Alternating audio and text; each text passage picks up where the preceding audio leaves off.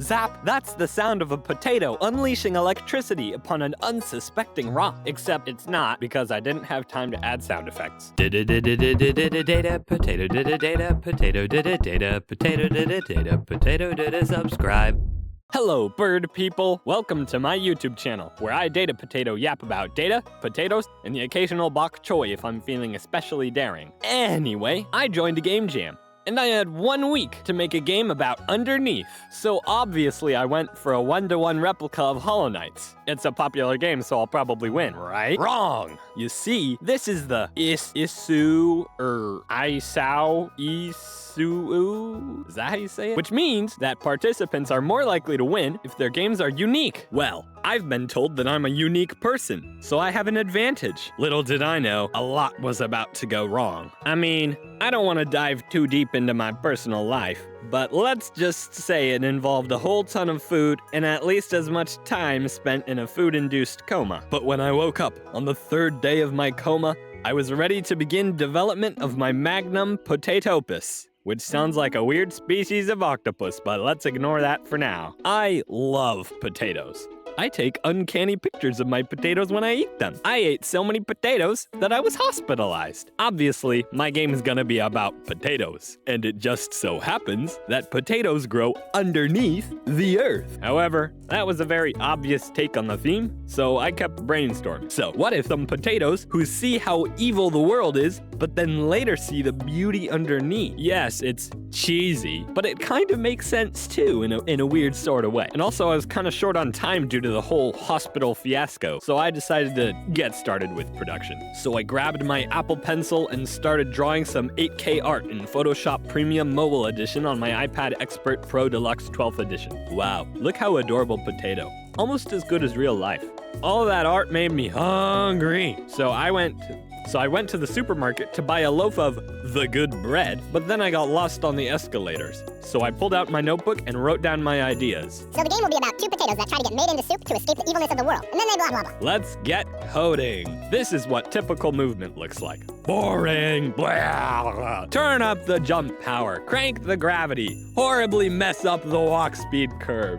Yeah, that's what I'm talking about. I'm no stranger to strange movement systems. Just last week, I made this weird wiggly worm for my 1,000 subscriber special. As an impartial bystander, I highly recommend watching it. I'm currently part of a group of game devs who are working on a game about a king guy, and I think at some point he should be able to roll. So I want to test out a rolling mechanic on these potatoes. So I made a little thing, and the thing does a thing, so now I can make the potatoes roll. So, torque is how fast you are turning. So you would think I could just add torque to the potato every relevant frame, but that doesn't work, since friction stops the potato from building up significant torque. And if I remove the potato's friction, then there's no point of even rotating in the first place. Such a dilemma. So to get around this, I basically run a second simulation, where there is a frictionless potato building up momentum, and then I just copy-paste the torque into my main potato. If you want to know more about anything, then just say in the comments. To summarize what I just said, what do you call a spinning spud?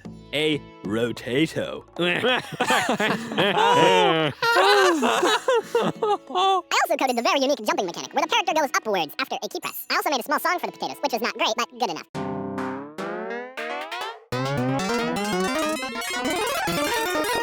Speaking of great but not good enough, sometimes toast is just too small. I mean, obviously, it's made that way to fit in your toaster, but come on! So how do you get bigger toast? Taking inspiration from the old biblical adage, you buy Texas Toast. This video is sponsored by Texas Toast. Go to Texas, get some bread, come back home, and you're well fed! With a sugar content in the negative number range and a net weight of, did I get the wrong thing? Huh?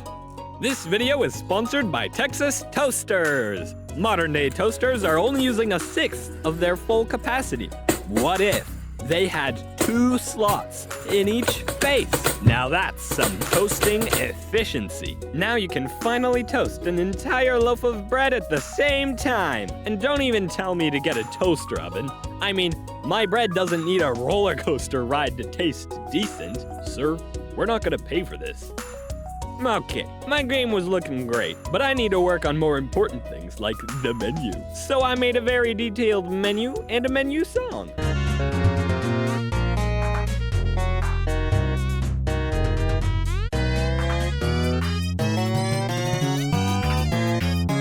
And then I made a song for a cave dweller Jim. And then I made an intro cutscene. Har har har, I'm Cave Dweller Jim. Sure wish I had some potatoes to go in my potato soup. Ah, well, I guess I'll just make potato soup without potatoes. And then I made an ending cutscene and the credits. Wow, that felt very productive. What? You're telling me I have 5 hours left to finish my game? Oh boy, that's suboptimal. So I scrapped together 5 abilities and tested about half of them. 3 hours remaining. Using Unity's weird sprite mesh tool, I cobbled together a dirt-filled level. Was it an interesting level? Ha! It's probably not even possible. That's right, I didn't test it.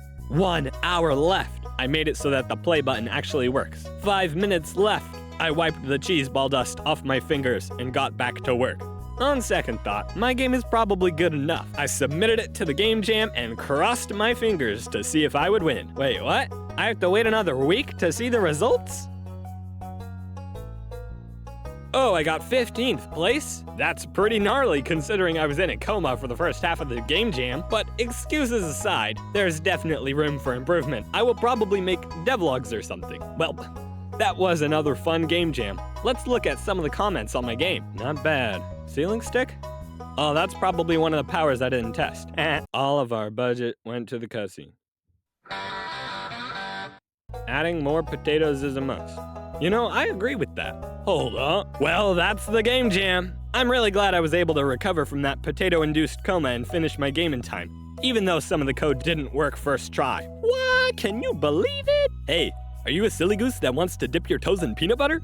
Well, I have a Discord server that you can join. Currently, there's only one channel and you have to solve my puzzle to unlock the rest of them.